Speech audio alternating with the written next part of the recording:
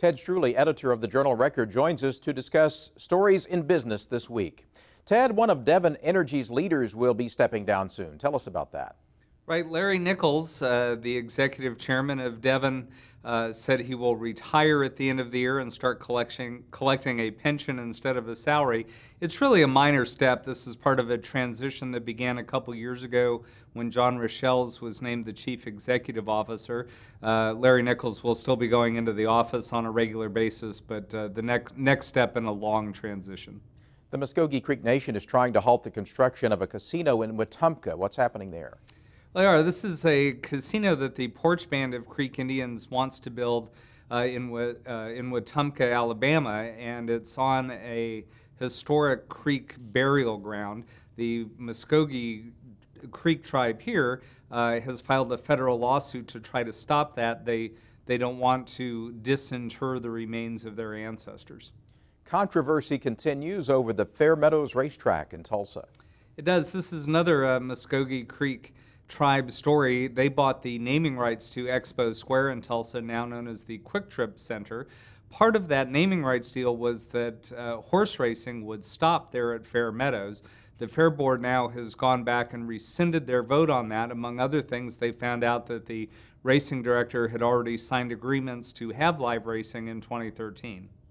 Hobby Lobby has bought more land. Where did they purchase it, and what are they planning to use it for?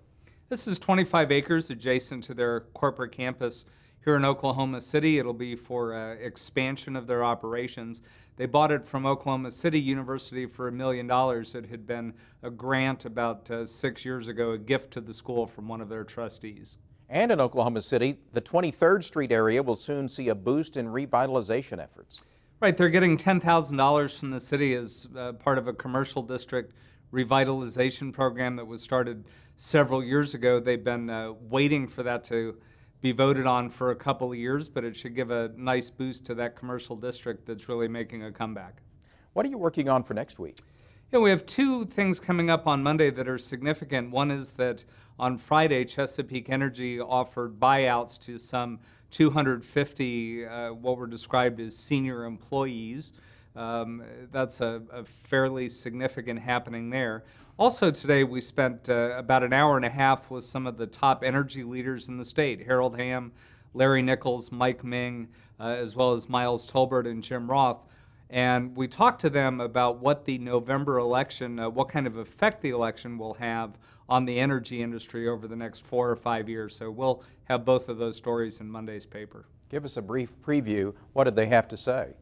Well, certainly Mr. Hamm and Mr. Nichols are very concerned about what they describe as an onslaught of regulation coming from the Environmental Protection Agency. They think that can really slow down and hamper their efforts.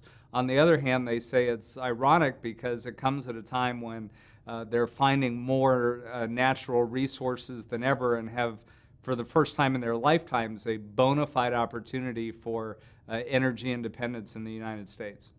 Ted Struley, editor of the Journal-Record, thank you. My pleasure.